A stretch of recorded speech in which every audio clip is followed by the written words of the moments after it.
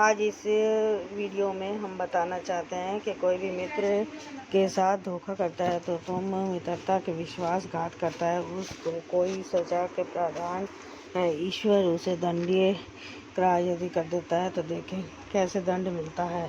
इस कहानी के इस रहस्य में जानने के देखिए, प्राचीन समय की बात है कि एक कौवा, हिरण और एक सांप तीनों एक साथ रहते थे और एक दूसरे के अधीन रहते थे। उसी जंगल में तीनों पूरा वक्त गुजारते थे। शाम को तीनों एक साथ इकट्ठे हो जाते और रात के समय कह साथ फिर रहते। ऐसे ही तीनों रहने लगे, गुजारा करने लगे। एक शार्प बहुत कपटी व्यक्ति था, जो बहुत ही कपटी और बहुत दिमाग में एक बात लग जाती तो उसके पीछे पड़ जाता था।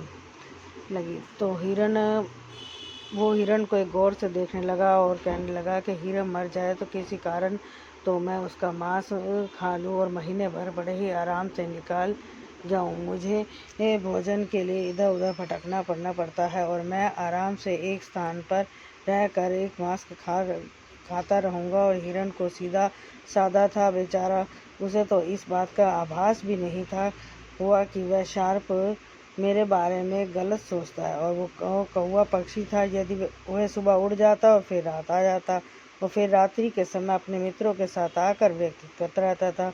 उसके हंसी मजाक में भी बातें होती, आपस में बातें करते। तो धीरे धीरे वह समय निकल रहा था, जंगल में उसे भी हो रहने लगे वह बातें आज इसी तरह वीडियो जंगल में एक साथ रहते लगे। शार्प कहने लगा कि मेरा काम तो अकेले अच्छे से चल रहा है, तो गुजारा अच्छे से चल रहा है। कहीं मांस मिल जाता है तो कहीं तरह के ककड़ी, तरबूज ये सब मिल जाता है, इसी तरह खा लेता हूँ। किसी किसान की खेतों में घुस जाता हूँ तो वहाँ मुझे बहुत कुछ मिल जाता है। कुछ बोला, मेरा टाइम तो अच्छा हो ही जाता है, क्योंकि ज़्यादा तो मैं कुछ खाता नहीं और मेरा पेट भर जाता है। और हिरण बोला, मेरा समय तो सही से नहीं निकल रहा है, क्योंकि घास सूख रही है, गर्मी मौसम है, खाने के लिए कुछ खास मिलता नहीं है। जब वह बात बहुत कुपा के सुनी तो वो बोला, हाँ 2 महीने की बात है, बारिश आ जाएगी और फिर घास आ जाएगी, चिंता मत करो। इससे परंतु शार्प बड़ा ही कपटी था। हिरण के साथ देखकर सोचता कि हिरण मर जाना चाहिए।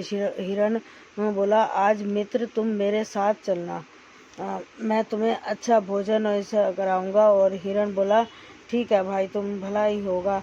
तो हिरण और सांप के साथ चलने को राजी हो गया और वह दूसरे दिन हिरण सांप के साथ चल देता और सांप हिरण दूसरे दिन उसके साथ चल रहे थे। तभी सांप हिरण उस किसान के खेत में घुस जाते हैं और पूरे दिन किसान का खेत का वह दोनों ही किसान के खेत में पुनः आ जाते हैं। और हिरण के बहुत खाना खाया, सांप ने भी खाया, कुछ तरबूज खाए, कुछ ककड़ी खाए, आलिया फूट खाए।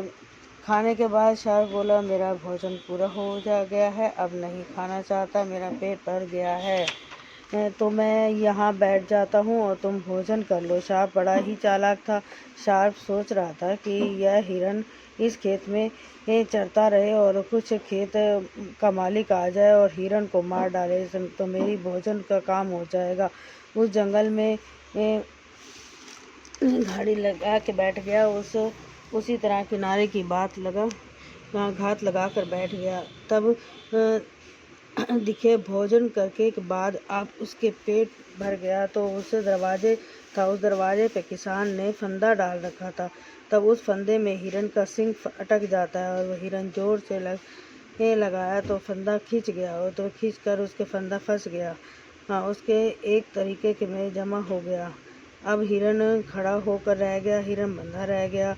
हिरण ने सांप को आवाज़ लगाई कि इसे बंध चुका हूँ और कोई भी उपाय कीजिए। सांप कहने लगा कि मित्र, मैं क्या उपाय कर सकता हूँ। सांप ने मन ही मन में बेईमानी चल रही थी। तो कहीं समय हो गया हिरण को खड़े होकर इस बात से कैसे बंधा हुआ है बच्चों को देखा।